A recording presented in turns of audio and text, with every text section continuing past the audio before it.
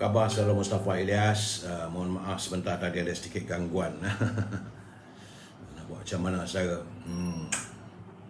Sebab tu saya berpesan kepada teman-teman, kalau ada gangguan dalam Facebook, sila layari di Instagram. Sebab saya juga membuat pencerahan melalui Instagram, ya. Saudara Muhammad Azmi, saudara Masni Syuhaimin, Waalaikumsalam, saudara Samsul Anwar, saudara Abdul Rashid Ngah, saudara Muhammad Fuad.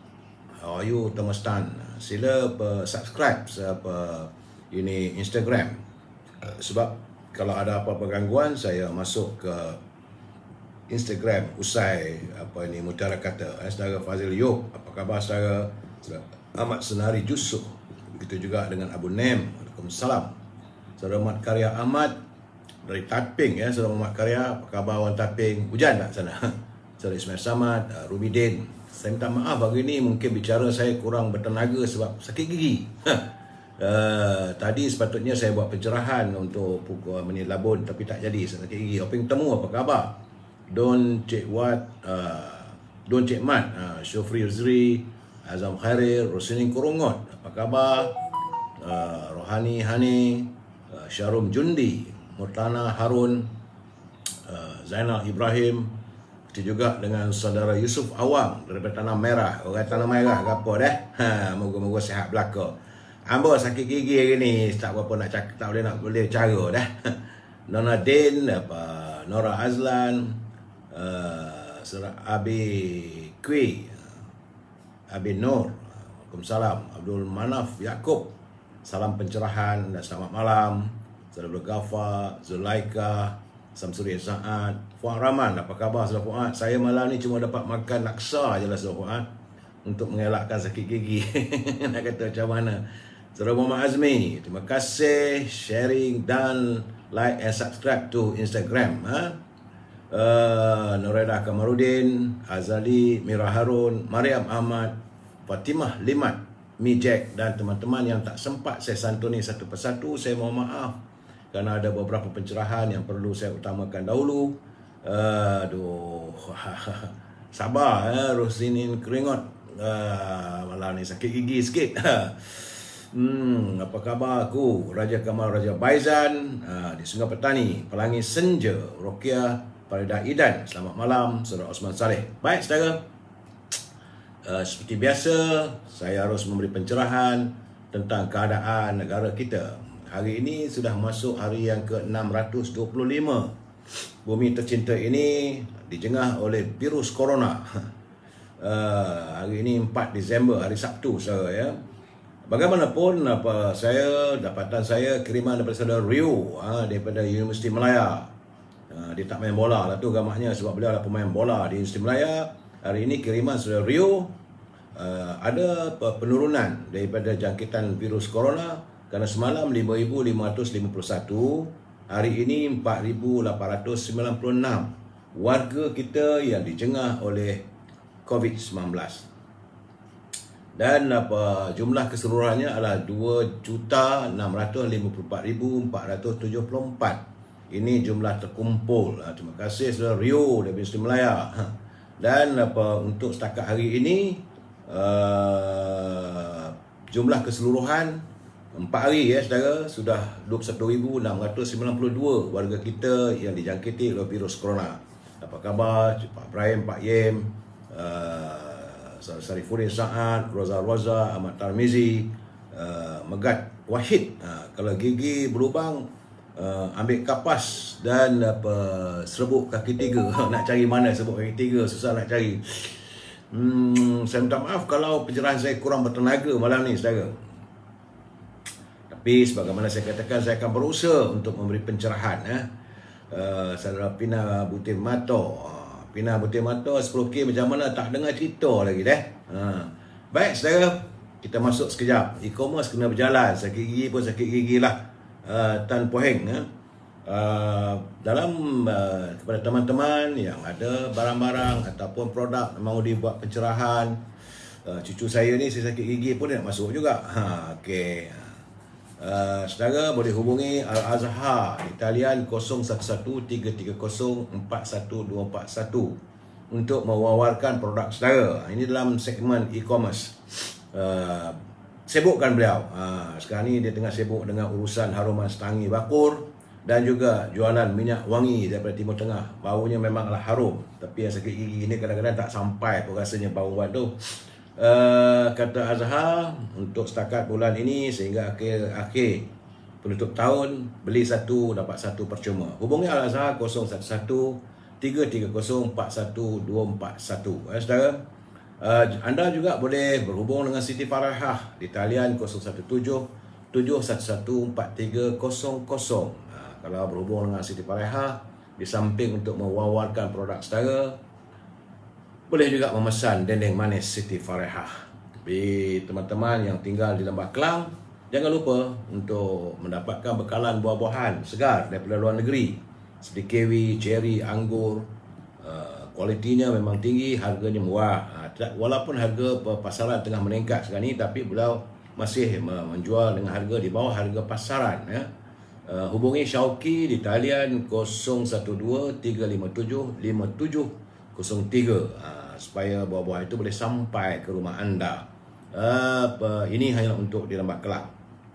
Baik saudara, pada teman kita, sahabat kita, saudara tokoh jamu kemaman, jangan lupa saudara, tokoh jamu kemaman saudara Zul 019 917 0449. Pencerahan saya tetap lagi dengan jus Al-Hafiz Al-Shifa, jus 30 IQ, iaitu merupakan makanan para anbiya.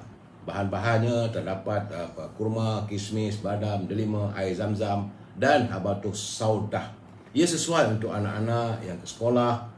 Samping itu kerana membantu mencerdaskan minda dan merangsang IQ pelajar, terutama mereka yang belajar para tahfiz.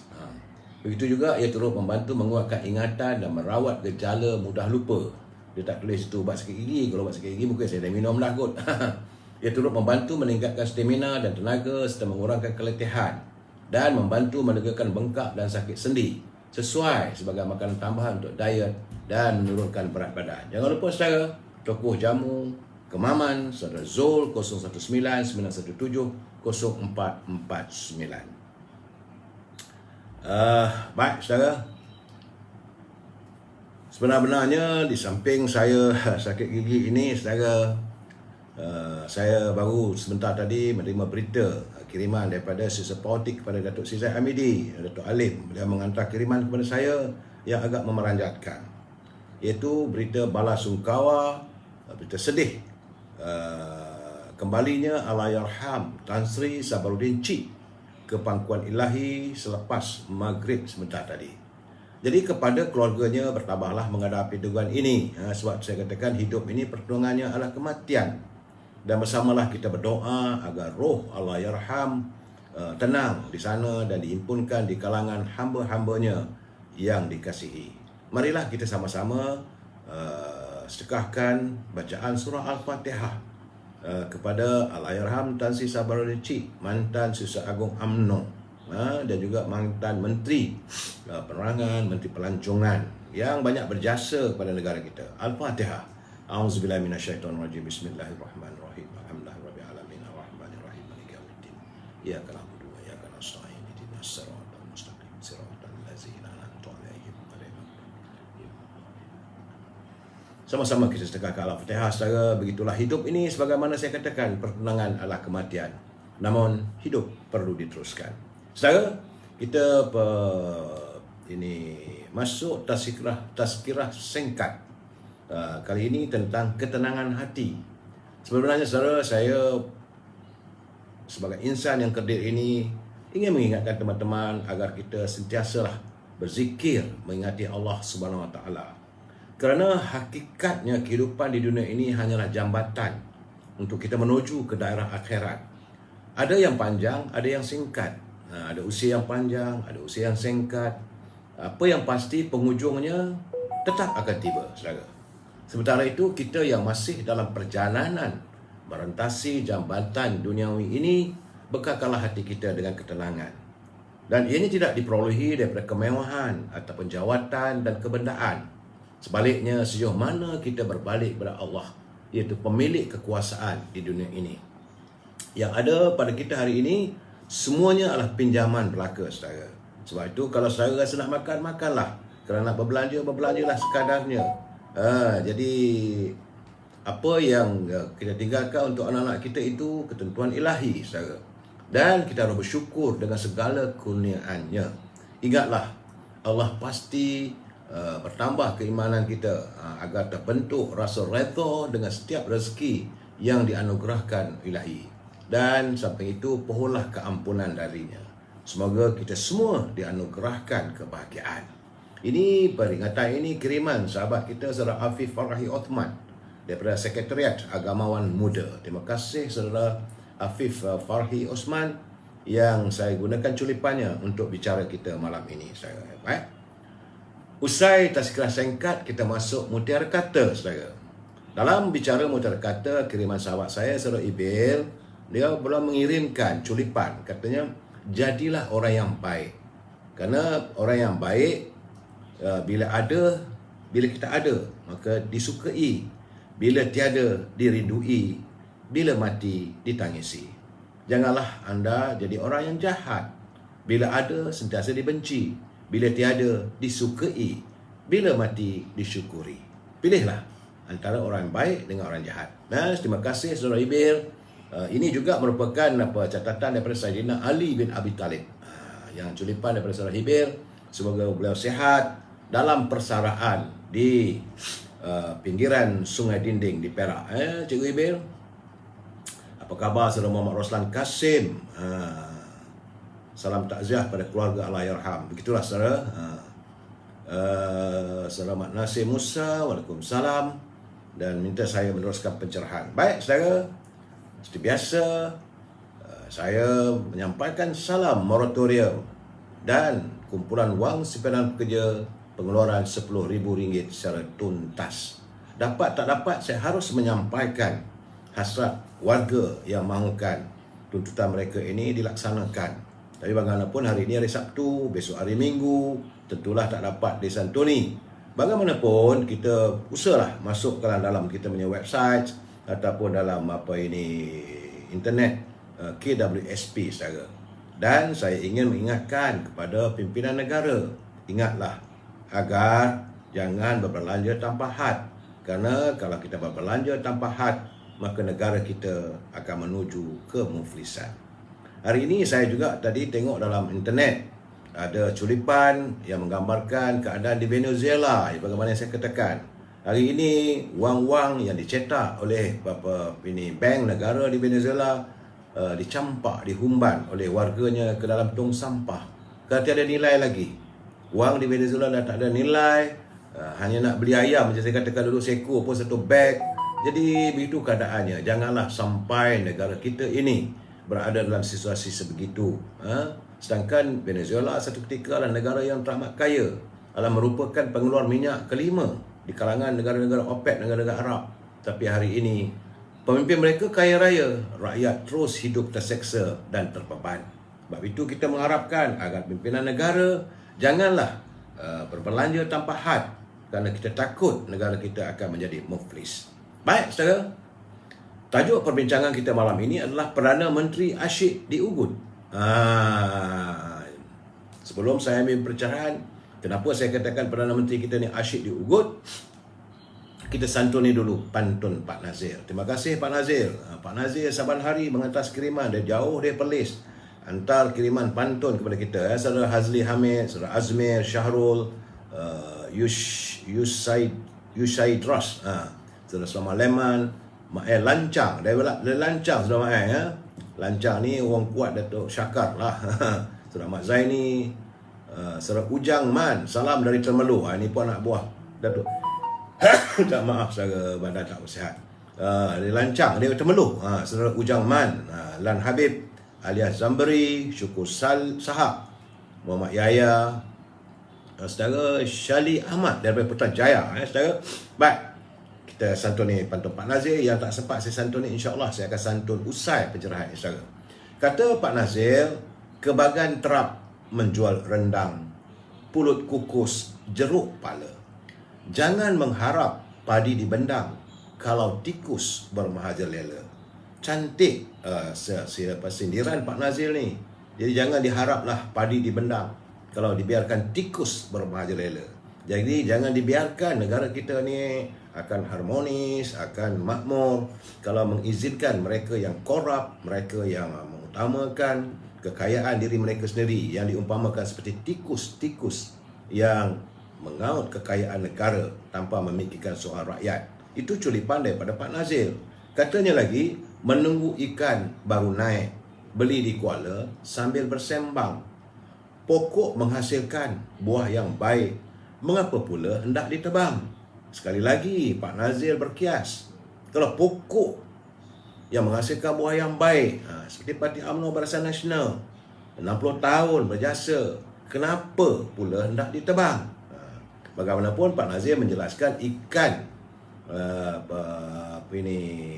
yang baru naik itu adalah ikan yang dibawa oleh nelayan ke darat melalui perahu. Itu yang baru naik. Orang Kedah kata ikan baru naik. Dalam pada itu, sahabat kita pejuang muda daripada Perak Tengah, sahabat saya suka dengan beliau kerana banyak kiriman-kirimannya, aktiviti-aktivitinya mendidik anak-anak muda untuk berusaha dalam sektor pertanian, khususnya di negeri Perak, sama ada di Kerik ataupun di Slim River, di Bota, di Parit dan sebagainya. Saudara, itu saudara Nordin Malik, saya mengharapkan agar beliau terus kekal berusaha membimbing anak muda. Dan saudara Nordin Malik daripada Perak Tengah ini mengirimkan pantunnya, katanya, cerdik sungguh anak kancil, hendak dipanah nampak kebal. Apa nasib usahawan kecil, baru nak hidup barang mahal. Jadi saudara Nordin dia begitu terkesan melihat anak-anak muda yang baru nak berniaga. Semalam yang Amat Berhormat Perdana Menteri merasmikan pelancaran hari ataupun untuk peniaga-peniaga kecil, peniaga gerai apa semua. Tapi bagaimana nak berniaga kalau begitu? Kalau barang baru dia nak berniaga, barang dah mahal. Kata saudara Nordin lagi, pilih baju mana berkenan, cantik lengan, jahit di pangkal. Harga makanan bukan mainan, jangan perut mengganti akal. Ini peringatan saudara Nordin kepada pimpinan negara. Jangan sampai perut ini mengganti akal. Kita manusia ni hidup ada akal dan fikiran. Sebelum kita ambil tindakan dan sebagainya, kita fikir buruk baiknya. Tapi kalau perut dah kosong ni, selalu saya katakan, people become angry when they are hungry. Manusia akan marah kalau perut mereka lapar. Jadi saya mengharapkan agar pimpinan dapat menghayati apa yang dimaksudkan oleh saudara Nordin Malik. Pilih baju mana berkenan, cantik lengan, jahit di pangkal. Harga makanan bukan mainan. Jangan perut mengganti akal. Saudara, terima kasih saudara Nordin daripada pejuang muda daripada Perak Tengah. Begitu juga dengan saudara Pak Nazir yang berkirim salam serta berkirim pantunnya penuh makna dan penuh pengertian kali ini. Beliau begitu-begitu supaya nampak beliau berkias. Saya. Baik saudara. Selepas kita santuni pantun, saya harus meneruskan juga. Ini saya anggap sebagai segmen Gedung Ilmu agar kita memahami impian para pimpinan terdahulu, pimpinan orang Melayu terdahulu. Mereka mahukan agar pemimpin negara kita dan pemimpin masa waktu ini dan masa akan datang menghayati ungkapan kata-kata. Itu pemimpin Melayu yang menyebut, itu orang tua dulu kata pemimpin adalah bagaikan acuan, pemimpin syarab yang sentiasa memegang adat. Jadi janganlah pemimpin itu bersikap macam anak, katanya. Jadi ada juga pemimpin harus sedar juga dirinya yang disebut sebagai pemimpin anak. Kerana pemimpin anak ini menjadi pemimpin bagaikan anak kepada rakyat. Ia berbapa, tahu dirinya berakal pandak, tahu pengalaman belum banyak, tahu kepada beban dibawa, tahu amanah yang patut disemak. Jadi pemimpin harus menyedari dirinya, bukanlah segala-galanya mereka mengetahui semua. Sebab itu saya katakan bahawa musim pemimpin merasakan diri mereka adalah benar belaka sudah berakhir. Jadi dengarlah juga pandangan anak-anak buah, pandangan orang tua, orang dewasa, pandangan orang lama dan pandangan rakyat. Jika dijadikan pemimpin, pemimpin yang bersikap sebegini, bila jadikan pemimpin, tuahnya nampak, kecilnya menakah, besarnya bijak, menyandang tugas, pantang mengelak, memimpin ummah tuahnya banyak. Jadi kalau mereka memimpin dengan pandangan, perasaannya sebegitu, maka banyaklah tuah yang mendatang. Jadi dia dijadikan tua, usaha dianjak. Jadi kalau mereka ini sentiasa sedar diri, jangan kita nafikan, jangan kita ketepikan. Sebab itu dijadikan ketua, usaha dianjak, dijadikan induk, sayang ke anak, memimpin negeri, tuahnya tegak. Saudara, itulah kita harapkan pemimpin kita sentiasa bersikap terbuka. No one is above of everybody. Tidak ada sesiapa pun mengatasi sesiapa.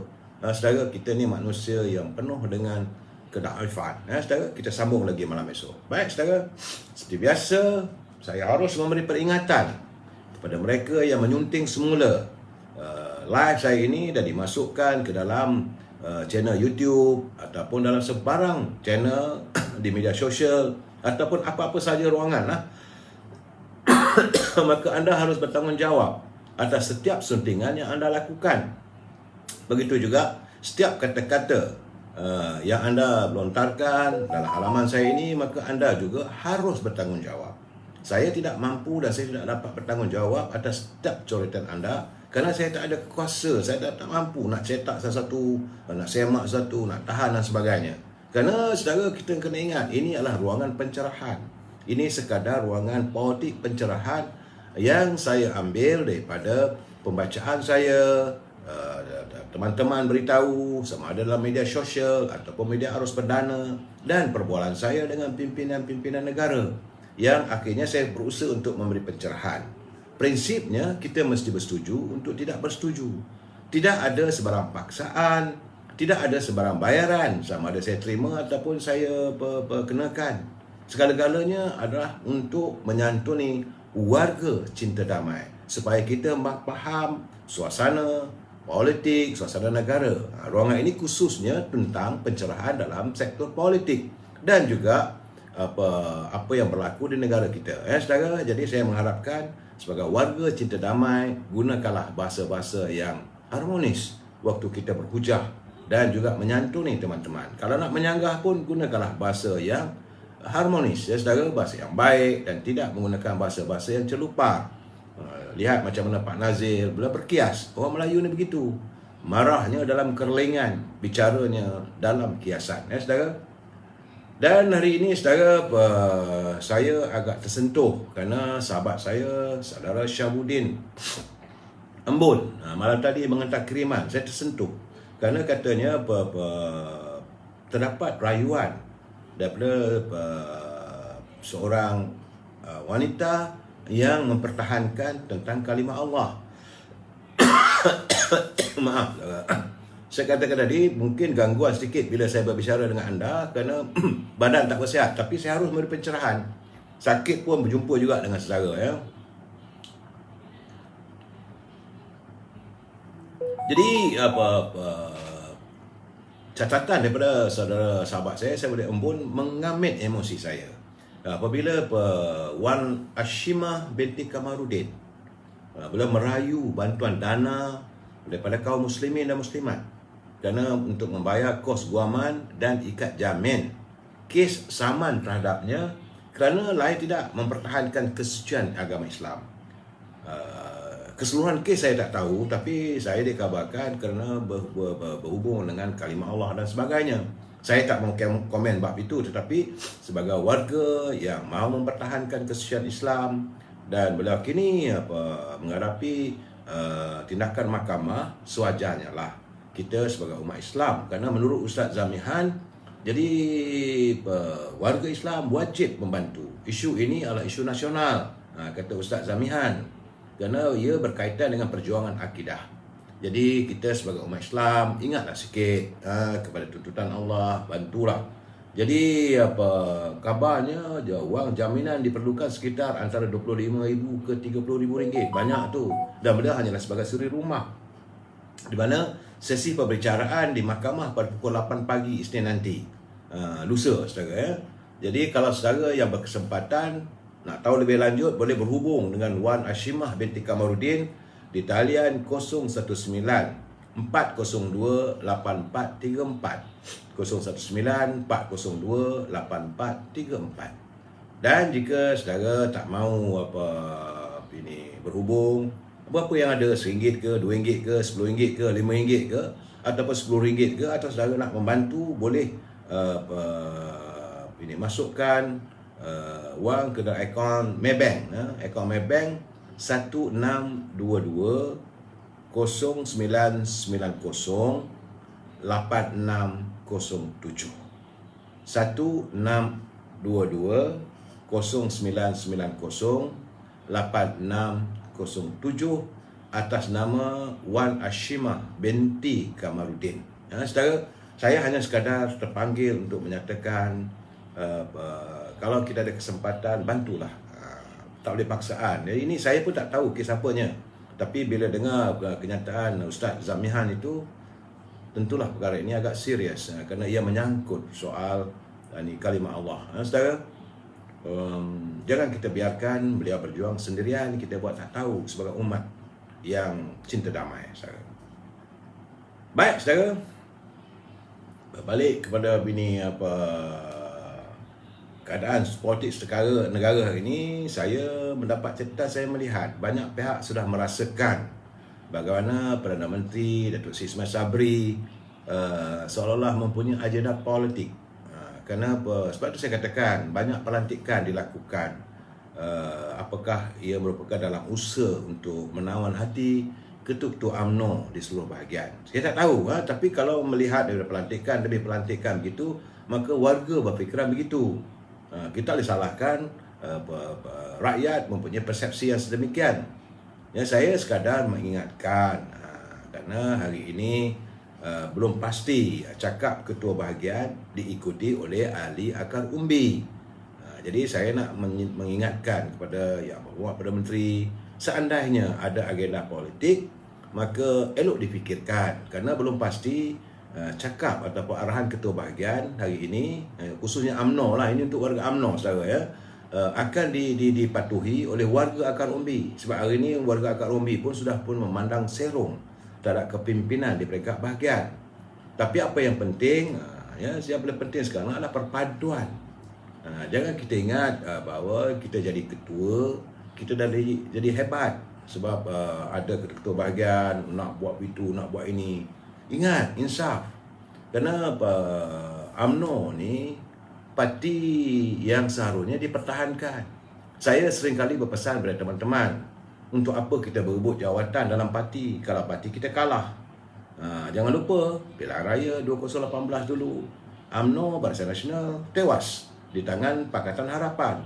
Waktu itu apa artinya? Kuasa tak ada. Lebih baik bagi saya menjadi ahli biasa, tetapi parti saya menjadi parti dominan yang mentadbir negara. Sekurang-kurangnya kita berkawan dengan pak-pak menteri. Sekurang-kurangnya daripada kita nak menonjolkan diri kita, buat apa?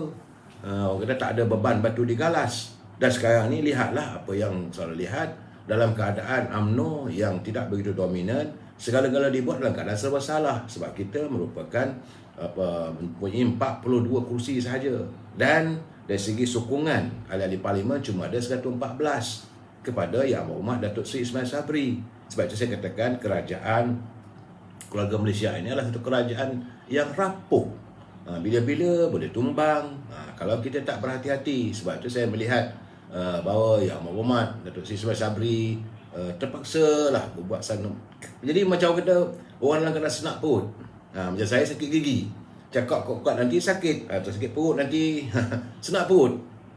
Segalanya kadang-kadang tak menjadilah, saudara. Jadi sebab itu saya kata masalahnya bila ada pula pihak-pihak yang bercita-cita nak jadi presiden. Apa ertinya jadi presiden kalau parti kita kalah? Sebab itu Yang Berhormat Datuk Seri Najib dulu, bila UMNO Barisan Nasional kalah, dia menyerahkan kepimpinan parti kepada timbalannya untuk meneruskan perjuangan. Jadi sebab itu cuma Datuk Seri Zahid Hamidi, sebab itu merupakan amanah, dia pikul lah. Tapi sebagaimana saya katakan, apa artinya?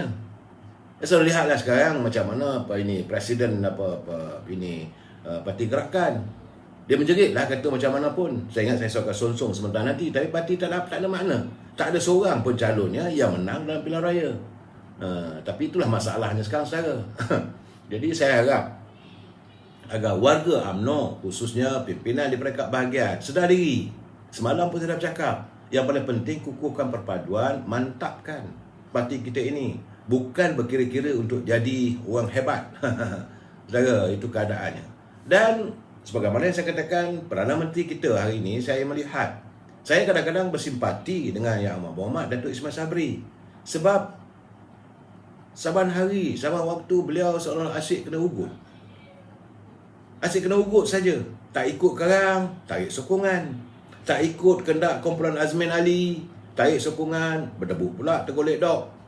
Tak ikut kata-kata Tan Sri Muhyiddin, tergolek dok. Tak ikut kata orang PAS, tergolek dok juga. Tak ikut, tak santuni ahli parlimen daripada UMNO. Kalau 4 orang tarik diri pun menerima nasib macam mana yang dialami oleh Tan Sri Muhyiddin. Jadi keadaan sekarang ni, saya kata tadi bahawa Datuk Ismail Sabri macam orang senak perut. Saudara, cuba saya lihat masa musim Pilihan Raya Negeri di Melaka, tiba-tiba Tan Sri Muhyiddin dia ugut. Cuba cakap banyak sangat ni, kita tekan saja butang. Maka waktu itu segala-galanya jatuh. Itu merupakan ugutan. Jadi sebab itu saya haraplah warga UMNO kadang-kadang bersimpatilah juga dengan beliau. Cuma saya nak beritahu pada orang keliling yang menasihati Yang Berhormat Perdana Menteri, orang kita buat baik berpada-pada lah. Jadi kalau dah terlampau-lampau, kalau cicak mengkarung dah naik ke kepala, cacing dah naik ke mata, kita tak ada pilihan. Ini keadaannya, dan Yang Amat Berhormat Datuk Ismail Sabri hadir sebagai Perdana Menteri adalah untuk menyelamatkan keadaan supaya negara waktu itu tidak melangsungkan pilihan raya umumnya. Tapi jangan lupa UMNO sentiasa menuntut agar diadakan pilihan raya umum supaya nak diserahkan balik kuasa ni pada rakyat. Setelah melihat kebejatan politik sejak apabila kita kalah, kerana negara dipimpin oleh Pakatan Harapan. Walaupun ada pihak mengatakan Pakatan Harapan tu baik dan begitu dan sebagainya, tapi semua orang dapat tahu 2 tahun kesesaran rakyat. Kemudian berlaku langkah Sheraton. Bila berlaku langkah Sheraton, apa yang berlaku? Kerajaan Perikatan Nasional, abah kau. Memang tidak dinafikan waktu mula Datuk Tan Sri Muhyiddin jadi Perdana Menteri, rakyat suka bagi gelaran abah. Tetapi apa berlaku selepas saja 5-6 bulan, maka rakyat dapat melihat belang sebenar, suasana sebenar. Kemudian dalam keadaan itu, selain daripada ugutan daripada Perikatan Nasional ataupun daripada parti PBM, PAS juga serta ugut. Jangan lupa saya 2-3 hari lepas, kalau masalah tentang wang royalti minyak tak diberi pada Kelantan, PAS akan tarik sokongan. Saya katakan apa bengongnya? Ini bukan perjanjian antara Kerajaan Negeri Kelantan dengan Kerajaan Persekutuan. Jadi puak-puak PAS dia lebay-lebay ni tak tahu ke undang-undang? Ini adalah perjanjian antara PAS dengan Petronas. Betul, syarikat Petronas berada di bawah kepimpinan ataupun di bawah direct bawah Perdana Menteri. Tapi bukanlah dengan ugutan tarik sokongan pada kerajaan. Satu benda tak betul. Saya lebay-lebay ni kena fahamlah undang-undang. Jadi bukan tak ada orang ramai juga peguam-peguam yang ada dalam PAS ni. Perjanjian untuk royalties minyak ini adalah antara syarikat Petronas dengan kerajaan negeri. Berbuih mulut Yang Berhormat Menteri Tengku Razali menjelaskan Petronas menandatangani perjanjian dengan Terengganu, Kerajaan Negeri Terengganu, dengan Kerajaan Negeri Kelantan, dengan Kerajaan Negeri Sarawak, dengan Kerajaan Negeri Sabah. Dan jumlah 5% itu diputuskan cadangannya bukan datang daripada Petronas. Cadangan itu datang daripada almarhum Tun Rahman Yaakob. Jadi warga Sarawak jangan marah dekat Petronas. Ini kendak daripada pemimpin daripada Sarawak sendiri. Soalnya sekarang ni kita nak tanya, apakah Petronas melaksanakan apa yang dijanjikan, apa yang telah ditandatangani? Itu boleh dipertikaikan. Kalau tak ada, betul seritlah ke mahkamah. Jangan serit Kerajaan Persekutuan. Jadi jangan ugut Tan Sri Datuk Sri Ismail Sabri bahawa akan tarik sokongan. Tak betul tu Pak Lebay. Jadi janganlah tunjuk belang sangat. Saya bersimpati dengan Perdana Menteri. Beliau lah naik Presiden UMNO. Sebab itu saya katakan, kalau dalam apa keadaan pun, orang kata repah rampih pun, kita akan pikul lah naik Presiden kita ni. Sebab itu saya seringkali mengingatkan Datuk Ismail Sabri, berhati-hati, jalannya penuh berliku. Keadaan keberadaannya di anjung kuasa di Sri Perdana itu penuh dengan cabaran, dugaan. Tapi itulah sentiasa diugut. Kemudian cuba kita dengar, kita lihat calon-calon daripada yang bertanding di Sarawak mengugut bahawa kononnya kerajaan persekutuan tidak memayungi Sabah dan Sarawak. Sudah ada usaha konon-kononnya mau keluar daripada gagasan Malaysia. Ini pun satu hal tak betul. Jadi kepada pemimpin politik di Sabah dan Sarawak kena insaf bahawa kita sudah pun memeterai perjanjian 1963 bahawa kita berada dalam satu gagasan, iaitu atas nama Malaysia. Dan hari ini pun tidak boleh dinafikan warga Sabah, warga Sarawak, warga Semenanjung, kita ada saling kait mengait menjadikan sebuah keluarga besar. Ada adik-adik kita, keluarga kita yang berkahwin. Datuk Syafiq Abdal pun kahwin dengan orang Kedah. Anak saudara saya kahwin dengan orang Sarawak. Begitulah kita sudah saling menjadi sebuah keluarga yang harmonis. Yang dikatakan oleh Yang Amat Berhormat Datuk Seri Sabri, keluarga Malaysia. Dalam keadaan begini, saudara, saya harap pimpinan-pimpinan politik di Sabah Sarawak janganlah ditiupkan api perkauman yang sebegini. Ini bahaya yang tidak sehat untuk sebuah negara yang sedang baru keluar daripada kesempitan, yang baru nak bernapas selepas setahun kita terkurung. Dalam keadaan begini, saya bersimpati. Kemudian hari ini sekali lagi hari ini Tan Sri Muhyiddin main ugut lagi. Dia ni tak sedar diri ke? Anda dah orang tak nak pakai dah. Ahli parlimen dah tak mau setuju anda jadi Perdana Menteri. Anda dah diusir keluar sebenarnya, Tan Sri. Orang kena sedar diri lah. Tapi puak-puak dalam PBM ni masih yakin bahawa Tan Sri Muhyiddin boleh jadi Perdana Menteri. Abah boleh jadi Perdana Menteri. Nak jadi Perdana Menteri macam mana kalau buat pilihan raya pun orang tak terima? Contohnya pilihan raya di negeri Melaka pun orang dah tak terima dah. Walaupun kena siarkan gambar besar-besar, poster besar-besar, Abah sayang rakyat Melaka. Orang Melaka buat tak pandang saja. Sebab mereka merasakan perih berada di bawah kepimpinan Yang Berhormat. Dalam keadaan begini, tiba-tiba hari ini dia kata bahawa Perikatan Nasional akan tarik sokongan. Kiranya kerajaan tunduk kepada kelepokrat. Apa benda ni, Tan Sri? Bila masa pula Yang Berhormat Datuk Ismail Sabri tunduk kepada tuntutan kelepokrat? Malahan orang UMNO pun marah juga pada beliau. Kerana beliau meletakkan segala-galanya kepada bahawa rule of law. Ini menyentuh soal perbicaraan Datuk Seri Najib dan Datuk Seri Zahid Hamidi. Kita pun minta supaya kerajaan jangan campur tangan sebagaimana kerajaan terdahulu. Biar pihak hakim, biar mahkamah menentukan sama ada keabsahan ataupun sama ada kes itu mempunyai local standby ke atau mempunyai writ ke ataupun sama ada okey tak okey, biarlah hakim menentukan. Jadi kita minta Yang Amat Berhormat Perdana Menteri jangan campur. Jadi saya dalam keadaan begini, saya nak cakap terus terang lah, biarlah malam minggu ni saya bercerita sedikit saudara bahawa bagaimana waktu Tan Sri Muhyiddin jadi Perdana Menteri. Ini cerita benar, saudara. Saya mungkinlah Datuk Seri Zahid tak suka benda ni, tapi saya harus menceritakan supaya rakyat faham keadaannya. Bagaimana pimpinan terdahulu seolah mahu mencampuri urusan mahkamah. Sebagai contoh, saya melihat bahawa sama ada itu tindakan Tan Sri Muhyiddin ataupun orang kelilingnya, saya tak tahu, waktu beliau baru jadi Perdana Menteri. Saya ingat peristiwa itu. Sekarang ni pun Datuk Seri Zahid Hamidi sedang dalam perbicaraan sama ada tak ada prima facie terhadap kes 87 tuduhan begitu. Tetapi dalam peristiwa saya ingat lagi waktu tu Tan Sri Muhyiddin baru dilantik sebagai Perdana Menteri. Lepas angkat sumpah jadi hari Isnin. Pada hari Isnin tu pada jam pukul 10 pagi seperti biasa Datuk Seri Zahid Hamidi pergi ke mahkamah. Kerana hadir untuk perbicaraan atas tuduhan terhadap beliau.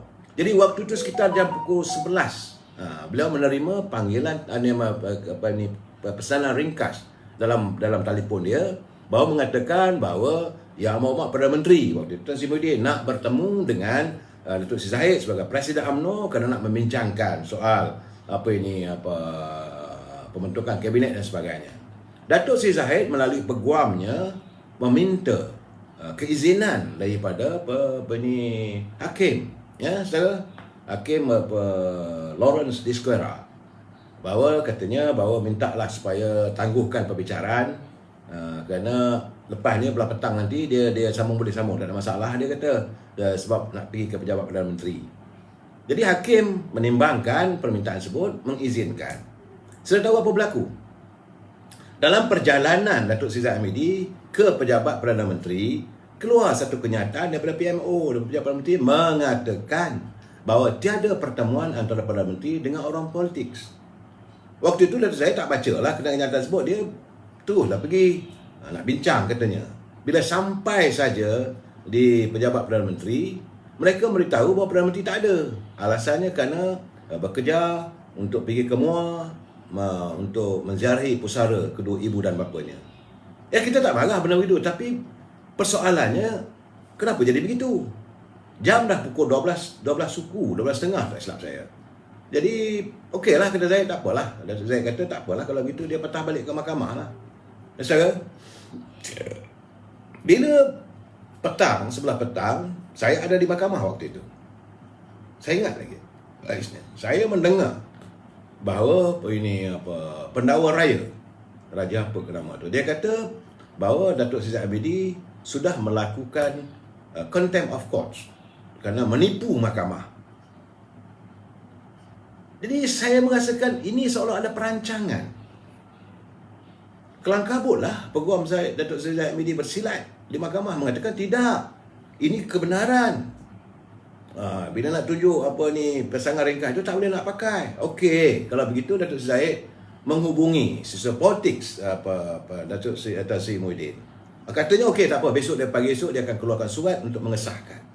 Jadi Datuk Zahid melalui peguam beritahu berhakim bahawa insya-Allah besok adalah surat mengesahkan bahawa permintaan supaya beliau pergi ke pejabat Perdana Menteri. Okey, saudara. Keesokan harinya apa berlaku? Bila dia minta surat, dia kata jawatan saya sebagai seperti belum disahkan. Jadi saya tak boleh mengeluarkan sebarang surat. Jadi dalam keadaan begini terkapai-kapai Datuk Zahid, Presiden UMNO, saudara. Jadi kalaulah hakim waktu itu tidak memikirkan bahawa kebenaran, kewajarannya, kalau diikut kehendak daripada pendakwa raya, maka Datuk Zahid Hamidi boleh dijatuhkan sebagai contempt of court, menghina mahkamah, dan sebagai seorang yang pembohong. Apa maksudnya? Kalau beliau disahkan sebagai pembohong, artinya apa saja argumen dia dalam untuk membela diri dia tidak boleh dipakai lagi. Jadi saya melihat inilah juga antara campur tangan ataupun mengenakan seorang tidak ada keikhlasan. Ini saudara, saya terpaksa menjelaskan kepada saudara, inilah yang dialami oleh Presiden UMNO yang begitu tegas tidak mahu membawa UMNO menyertai PBM, yang tegas tidak mahu tunduk kepada kehendak permintaan Tun Dr. Mahathir supaya dibubarkan UMNO ini, supaya semua ahli UMNO menyertai Parti Peribumi Bersatu. Ini keadaannya, saudara. Saya sebab itu sekarang ni saya melihat apabila isu Tan Sri Muhyiddin mengatakan tidak, supaya Perdana Menteri jangan campur tangan urusan mahkamah. Jadi artinya apakah pimpinan kerajaan terdahulu ada campur tangan mahkamah? Bila you kata tidak mahu Perdana Menteri sekarang ni mencampuri urusan mahkamah, menentukan sama ada Datuk Zahid ataupun Datuk Najib dilepaskan dan sebagainya, artinya sudah ada campur tangan waktu yang lepas. Kalau tidak, kenapa dia keluarkan kenyataan begitu? Sedangkan Yang Berhormat Datuk Seri Sabri, dia pengamal undang-undang. Dia seorang peguam juga, dia tahu. Dan dia pun tidak suka benda ada campur tangan mahkamah dan sebagainya. Dan hari ini bila keluar kenyataan tersebut, apabila Tan Sri Muhyiddin menghadiri parti perasmian Parti Gerakan, dia menekankan bahawa Perikatan Nasional akan menarik sokongan. Ini juga merupakan satu ugutan, saudara. Jadi, apakah Perdana Menteri terpaksa beritahu berhakim? Kenakan jugalah. Supaya mengikut kehendak. Mana boleh begitu? Kalau mahkamah sekarang ni, perbicaraan Datuk Seri Zahid, Datuk Seri Najib sekarang ni, dah ada dapatan baru, ada perkembangan terbaru. Apakah ini mengundang kemarahan Tan Sri? Saya tak tahu. Jadi Tan Sri, ada Datuk Seri Perdana Menteri, dia tak nak campur, biarlah. Kalau hakim mengatakan bahawa boleh dibuka semula, banyak pengamal undang-undang mengatakan bahawa boleh perbicaraan itu dibuka semula, boleh ditangguhkan penghakiman. Dalam keadaan begitu, jangan nak marah Perdana Menteri. Ini saudara, saya melihat bahawa sekarang ni Perdana Menteri kita ni tak habis-habis kena ugut. Ini saudara kena ingat. Jadi saya mengharapkan agar Yang Amat Berhormat Datuk Seri Ismail Sabri tak usah fikir panjang lah. Dalam keadaan begini, bubar aja lah Parlimen. Letih. Saya tengok, saya pun bersimpati dengan beliau. Saudara, sebab saya melihat ugut orang PAS, ugut kumpulan Azmin, ugut Datuk Tan Sri Muhyiddin, ugut. Itu belum lagi perangai-perangai orang UMNO ni. Kau tak dapat itu, tak dapat ini. Macam-macam saya dah dengar. Cuma saya tak boleh nak lontarkan sebab saya tak ada bukti. Ugut sana, ugut sini. Gadot Yon, 21 kursi DUN sudah boleh jadi kerajaan binaan UMNO. Itu betul, itu di Melaka saudara, tapi bukan kerajaan di Malaysia.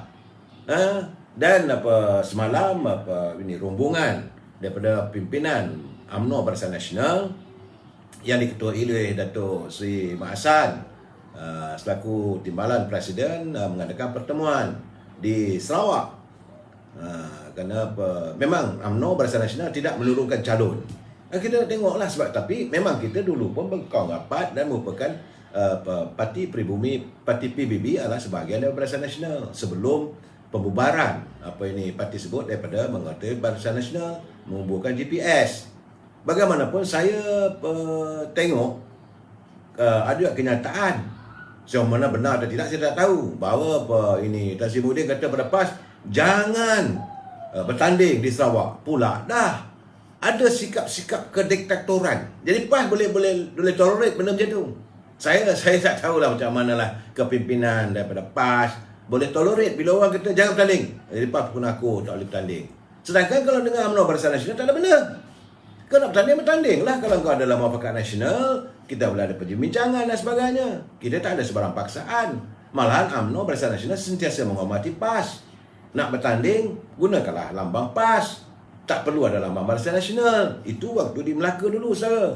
Jadi saya melihat sekarang ni bahawa ramai pengkritik-pengkritik politik merasakan bahawa Yang Amat Berhormat Perdana Menteri kita ni dalam keadaan yang tak amat sukar. Tambahan pula adanya gejala-gejala yang menyentuh soal kehidupan rakyat yang seolah-olah mahu meletakkan kesalahan itu kepada Perdana Menteri pimpinan UMNO Barisan Nasional apabila soal kenaikan harga barang yang masih lagi tak dapat selesaikan. Hari ini saya pergi ke pasar, saudara, pasar Lengang. Harga tak berubah. Di kedai-kedai pun harga tak berubah, saudara. Kalau pergi kedai-kedai makan, memang ada peningkatan harga begitu. Rakyat sudah mula marah. Sedangkan semua orang tahu, semua menteri yang bertanggungjawab yang menyentuh soal kenaikan harga barang ini ada datang daripada parti PBM. Tan Sri Muhyiddin sendiri sebagai pengurusi Majlis Pemulihan Negara, kononnya nak pulih. Apa benda yang dipulihkannya sampai hari ini? Ekonomi, bila masa ekonomi dipulihkan, sedangkan kita tahu macam mana kedudukan kewangan masih terus merudum. Ekonomi kita tak ada pelabuhan yang datang pun. Menteri Perdagangan Perindustrian Antarabangsa Azmin Ali, apa dia buat untuk membantu menceriakan ataupun merancangkan ekonomi negara? Tak ada. Datang daripada PBM. Menteri Ekonomi sendiri, Datuk Mustafa Mohamed, juga datang daripada parti PBM yang dipimpin oleh Tan Sri Muhyiddin. Kemudian Menteri Pertanian Ronald Kennedy adalah ahli anggota daripada parti PBM. Menteri Pertanian dan industri makanan. Ini adalah menentukan sama ada bercukup tak cukup bekalan makanan. Datang daripada PBM. Menteri Perdagangan Dalam Negeri dan Awal Pengguna yang kita bising hari ini, yang tak mampu, yang kita lihat tak mampu nak mengawal harga barangan di pasaran. Saya tak tahu sama ada Natalinggi itu datang daripada PBM atau tidak, saya tak tahu. Kedudukan keabsahannya dalam parti mana saya tak tahu. Tetapi yang pasti timbalan menterinya White Rosul orang PBM. Tak ada seorang pun, maaf cakaplah saya, tak seekor pun datang daripada UMNO. Yang ada Perdana Menteri daripada UMNO saja. Dan rakyat semua meletakkan, melampiaskan kemarahan pada UMNO. Ini yang dah sakit-sakit gigi pun naik juga angin saya. Dan akhirnya saya melihat bahawa seolah ada satu perancangan yang seolah-olah mau merosakkan imej pimpinan UMNO. Sebab saya bersimpati dengan Yang Perdana Menteri.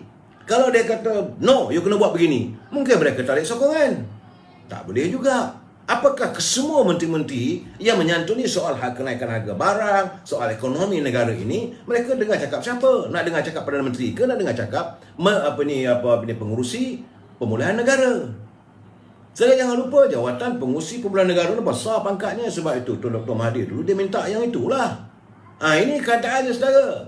Dalam keadaan begini saya bersimpati dengan Datuk Seri Ismail Sabri. Dan contohnya saya kata, apabila Ronald Kaindi kata penyelesaiannya nak bawa masuk antara 200 ke 300 kontainer ayam. Kalau benda itu berlaku, seolah-olah mereka mau menjahanamkan industri penternak-penternak ayam tempatan. Dalam keadaan begini saya nak bagi peringatan bahawa tidak semestinya bahan-bahan itu ayam beku dari luar negeri ini bersih dan status halalnya. Semalam saya tengok ini Mustafa Muzaffar, dia punya kolom daripada Parti Keadilan. Mustafa Muzaffar ke Muzaffar.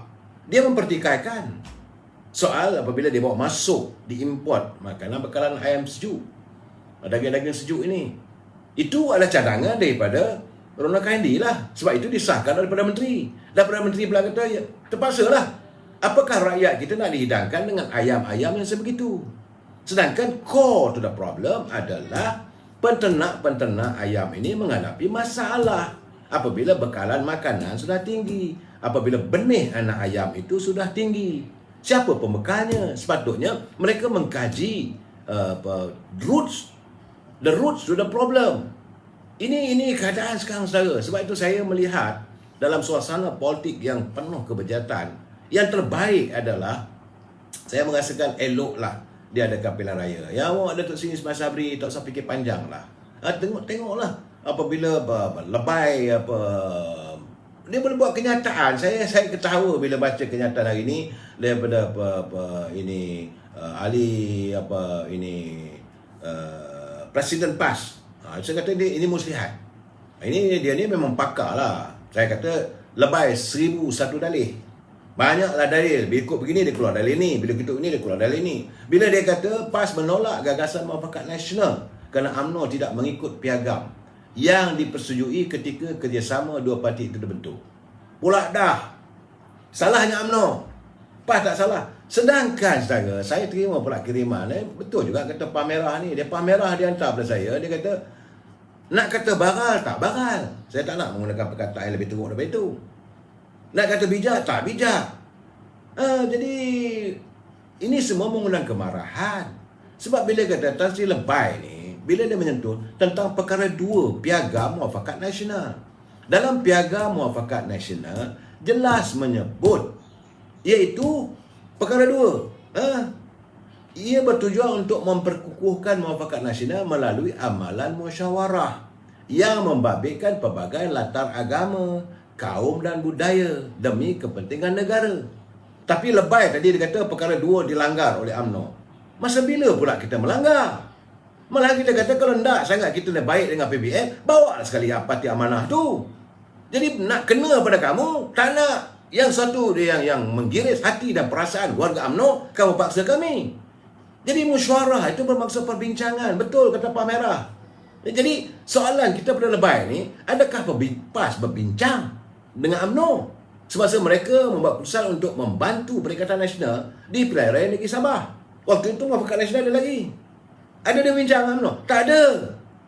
Jadi mereka dia kata kita tak nak ikut cakap menolak yang akan memerintah. No, kita tak pernah perintah pun. Tapi kalau nak buat perbincangan, adakah PAS berbincang dulu dengan UMNO semasa mereka nak buat keputusan untuk membantu menyertai Perikatan Nasional?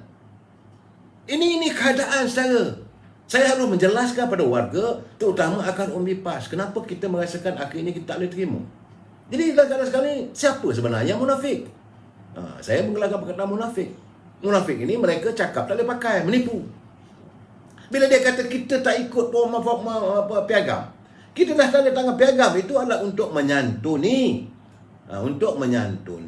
semua Adakah disantui semua? Kamu bercakap dengan amanah, kamu tak nak terima sebab dasar amanah lain. Habis dasar PBM sama dengan UMNO. Aduh, tambah sikit gigi saya. Itu keadaan saya. Jadi saya mengharapkan agar pimpinan PAS fikir dengan baik. Cuba saudara dengar tadi. Tadi saya marah betul. Ini bengong sebengong-bengong punya presiden. Presiden itu parti gerakan. Yalah, dulu kamu berada dalam UMNO, dalam Barisan Nasional, kamu puji bagai nak harap. Kamu lupa bahawa UMNO begitu bermurah hati memberi laluan kepada kamu bertanding di kawasan-kawasan majoriti Melayu. Kami dukung kamu untuk jadi calon. Hari ini kamu dah bersama dengan PN. Kamu nak bodek Tan Sri Muhyiddin, bodeklah, kami tak kisah. Sebab tadi waktu Tan Sri Muhyiddin hadir dalam mesyuaratnya, bila dia bawa kenyataan, dia kata bahawa dulu pun Presiden Gerakan telah mewujudkan satu yayasan yang ditubuhkan oleh parti tersebut. Kamu nak membodek, kami tak kisah. Tapi ini bodek mengarut. Bila dia kata yayasan yang ditubuhkan oleh Parti Gerakan tidak sama dengan yayasan yang dibuat oleh Zaid Hamidi. Saya cuma baca, rupanya yayasan dia buat tu untuk menyantuni masalah persekolahan mereka. Bila mereka tu, in bracket lah, tahu sajalah kaum mana yang dibela oleh gerakan itu, saudara. Dan yayasan yang diwujudkan oleh Dr. Zaid Hamidi adalah untuk menyantuni anak-anak yatim, untuk kita punya tahfiz, untuk pembentukan masjid dan sebab satu benda berbeza. Tapi kamu sindir depan-depan konon-kononnya nak membodek Tan Sri Muhyiddin, kita bantailah Presiden UMNO ni. Saya berdoa lah kepada Allah SWT, cepatkanlah pilihan raya umum ni. Bila kita adakan pilihan raya umum, biar warga mengajar orang gerakan ni baru dia sedar diri. Saya tunggu betul saudara. Saya mengharapkan warga kita insaf lah. Dia orang ni, dia gerakan ni bukan macam pemimpin politik negara luar. Hari ini saudara lihat saya menghormati. Saya bawa sebagai contoh bagaimana wibawa seorang ahli parlimen di Singapura. Sebab itu negara dia maju. Seorang ahli parlimen di Singapura, dia redha dan rela meletak jawatan bila kenyataannya dikatakan berbohong dalam parlimen. Saya baca ni, Parti Pekerja, itu Workers Party. Di Singapura ada dua parti je lah, sebab Labour Party atau Workers Party. Parti Pekerja Singapura mengumumkan perletakan jawatan Raishah Khan dari parti itu dan juga sebagai ahli parlimen. Dia kena letak jawatan. Kerana menurut parti pembangkang itu, dia sebagai parti pembangkang, dia kata jawatan eksekutif pusat CEC telah mengadakan mesyuarat pada 8 malam 30 November untuk membincangkan dan memutuskan syur jawatan kuasa tata tertib yang telah dibentuk pada 2 November bagi menyiasat berkaitan kehadiran Khan di parlimen. Dilaporkan Khan pada 1 November telah pun mengaku dia berbohong di parlimen pada sidang terdahulu mengenai butiran serangan seksual yang didakwanya disalah urus oleh pihak polis. Hanya kenyataan begitu saja. Dan kenyataan itu dilihat berbohong. Menurut Workers Party, pada 4.30 petang Selasa, Khan memaklumkan kepada Setiausaha Agung WP dan juga Ketua Pembangkang Pritam Singh hasratnya untuk meletak jawatan. Itulah wibawanya. Beliau kemudian menghadiri mesyuarat CEC pada 8 malam dan menyampaikan secara peribadi hasratnya untuk meletak jawatan. Khan usia baru 23 tahun. Anak muda yang ada masa depan. Tapi dia rasakan bahawa dia silap. Dia salah. Beliau adalah salah seorang daripada 4 ahli parti yang bertanding di bawah tiket JRC Sengkang bersama Jamus Lim, Hee Ting Roo dan Louis Chua pada pilihan umum 2020. Khan turut memuat naik surat peletakan jawatannya sebagai ahli parlimen di akaun Facebooknya yang ditujukan kepada Speaker Parlimen Tan Chuan Jin. Itu wibawa seorang ahli parlimen. Kita di sini dah dibawa pada jawatan kuasa tata tertib, dah dibawa pada jawatan kuasa hak keistimewaan kerana mengelirukan dewan, masih lagi berbolok-bolok. Contoh saya katakan, kenyataan antara Tan Sri Muhyiddin dengan Khairy Jamaluddin. Tan Sri Muhyiddin kata ini peruntukan untuk membeli vaksin. Khairy kata salah sebut. Siapa nak pikul sekarang ni? Rakyat dikelirukan. Tan Sri Anwar pula kata RM100. Khairy kata RM80. Tan Sri Muhyiddin kata banyak ni. Jadi rakyat jadi keliru. Kenyataan-kenyataan di parlimen dia tak menentu. Dalam keadaan begini, saya bersimpati amat sangat kepada Yang Berhormat Perdana Menteri kita. Saya cakap terus bahawa beliau dah naik Presiden UMNO. Suka tak suka, bila dalam keadaan macam mana pun, bila sampai waktunya, walaupun tempang, kita kena pikul lah. Saya harus memapah jika sesuatu berlaku pada beliau. Tapi saya melihat keadaan hari ini, Saya bersimpati kerana beliau diugut. Masuk kiri kena, masuk kanan ke. Jadi dalam keadaan begini untuk apa? Yang Muhammad Tosi, the best thing, pergi mesyuarat UMNO. Ahli UMNO kata kita buat pilihan raya selepas pemilihan parti. Itu kata setengah-setengah pihak-pihak yang nakkan jawatan, yang diburu ketakutan. Kemungkinan kalau paku pilihan raya awal, mereka tidak ditandingkan semula. Kemudian dari segi Perikatan Nasional tak berhenti dengan mengugut. Tak ikut cakap kita orang, tarik sokongan. Andainya pada 8 hari bulan nanti, andainya mahkamah memutuskan Datuk Seri Najib tak bersalah, apakah mereka akan tarik sokongan? Kerana dengan kononnya tuduhan bahawa Perdana Menteri mencampuri urusan mahkamah. Andainya tidak ada prima facie dalam perbicaraan Datuk Seri Zahid, ya selalu saya dengar. Saya tak mau cakap lebih lah sebab takut contempt of court. Tapi dalam perbicaraan itu memang saksi-saksi kata tak ada rasuah pada Zahid Hamidi. Dalam keadaan begitu, kalaulah tidak ada prima facie terhadap Presiden UMNO, apakah dianggap campur tangan Presiden Perdana Menteri dalam mahkamah?